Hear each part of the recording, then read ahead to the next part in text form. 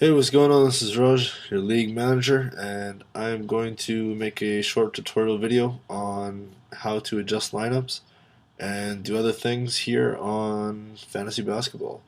So I'm just going to get some music going first. Got my Drake album. Know y'all love that. Anyways, so here's our homepage.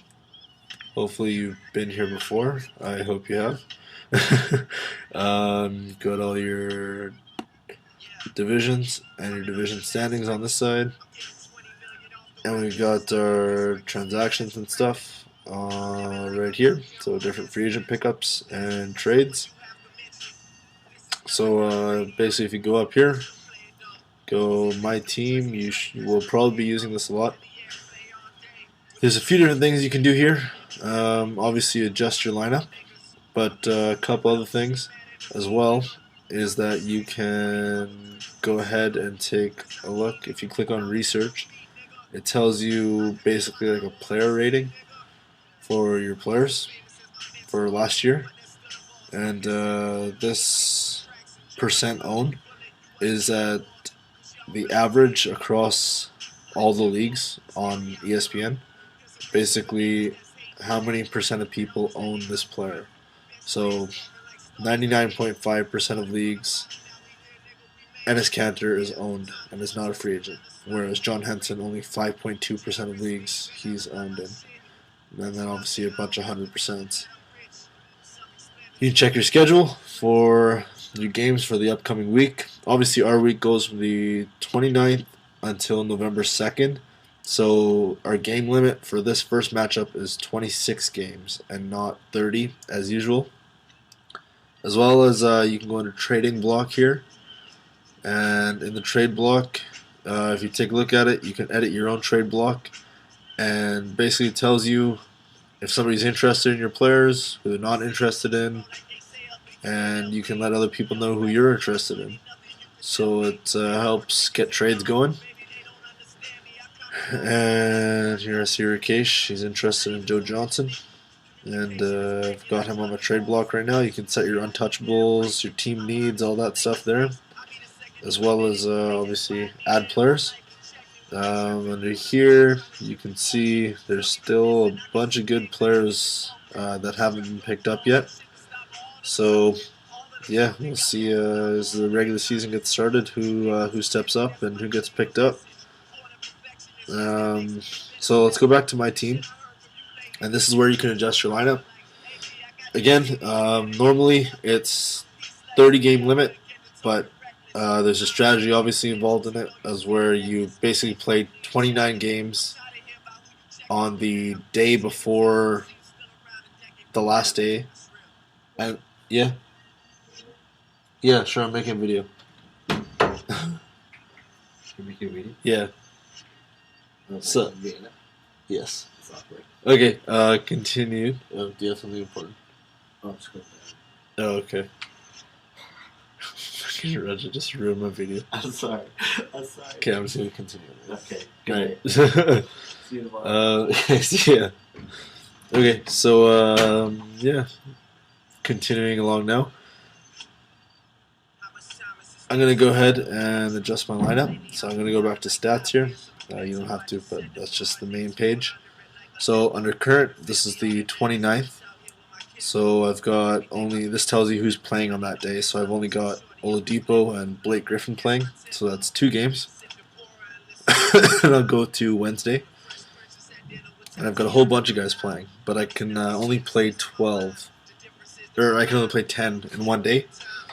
So basically I'm trying to get it so that by Saturday, November 2nd, which is the second last day of the week, I'll have played 25 games.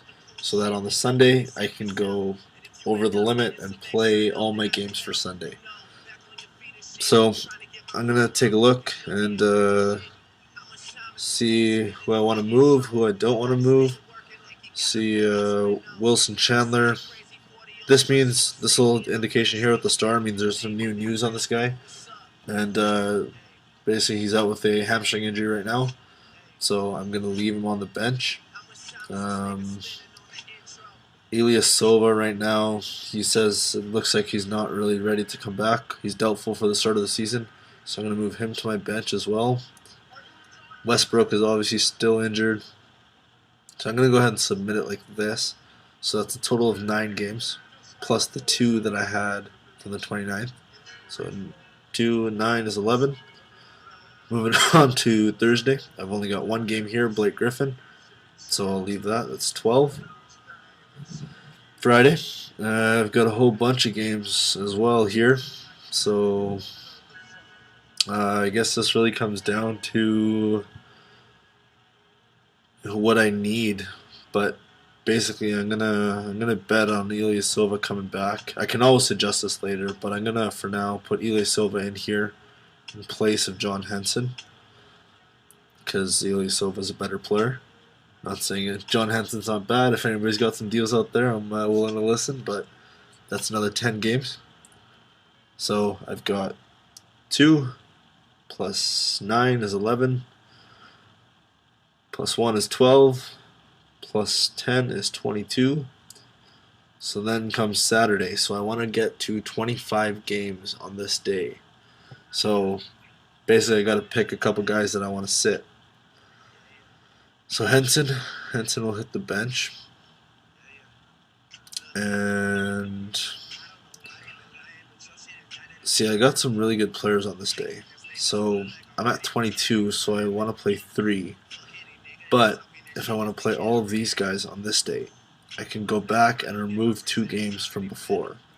So I'm going to go ahead, and I'm not going to play Ilyasova on this day against Boston. So like I'm just going back and changing that. So that's 1 game adjusted. And I'm going to take a look back at previous days as well. And on this day,